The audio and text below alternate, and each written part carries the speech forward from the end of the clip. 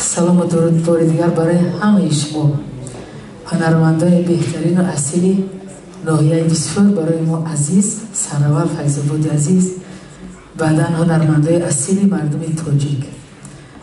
من سرور بار دیگر حق دارم که شما را یک بار دیگر خوش آمدید گویم، چون که امروز همه ما به خاطر یک گرامی داشت زنده داشتن یک هنر والا جمع شده ایم. 36 سال باز در بین ما نیستن، ولی ما گمان میکنیم که هرگز استاد از بین ما نرفتن. یعنی به خاطر اونه که شما برای مردای هنر هستید، شما برای مردای سخاوتمند هستید، شما برای مردای هنرمند هستید. و اینجا همه شاگردای استاد میبینم آوازتون هرگز خسته نشد.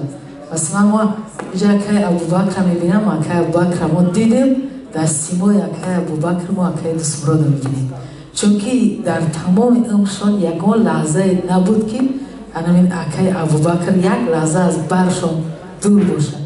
یعنی که همیشه هم نفسشون بودن، همیشه هر یک چیزی که اونو میخوندن در تمام وجودشان او را میفهمیدن و مینواختن.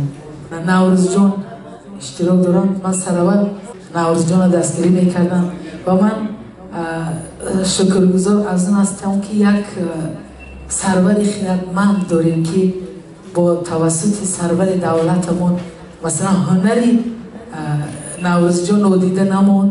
یعنی که هنرشان دیدن، خودشان دیدن، بازم پاس خاطر هنر استاد دانستند و سرور دولت نوروز جان به پر آوازه‌ترین دسته هنری انسامبل دریای کمیته تلویزیون و رادیو دعوت کردند و امروز هم دوام دهنده، همچون فرزند، همچون پیرو، همچون شاگرد دوام دهنده کاری استاد عزیز هستند و من افتخار میکنم که هنرمند خوب و اصیل هم هستند. زنده باشین نوروز جان. همین یار و دوستا و شاگرد همیشه در براتون باشن. همین خاطر استاد همین قدر گرامی داشتید. همین کتابی که من در دست سرگرجو میبینم اون مهنتی از دست جمعانه همه شما است. انا خلاص که هر یک شما را من احترام میکنم، هر یک شما را دوست میدارم. این امروز که به خاطر هنر جمع آمده، من دعا میکنم که همیشه سرجم باشید. بازم هنر و استعداد یعنی استاد توسط شما عزیز زیاده شود. شما در مردم آوازدار فیض‌آبادی عزیز همیشه در خدمت هستید. آوازاتون خسته نباشد، صداتون خسته نباشد، دستاتون درد نبینه. اکای میرزای سرباز اینجا شیشتگی هستن. این کس پیروی اصیل و صادقی شادروان استاد عزیز هستند. آوازتون خسته نباشد.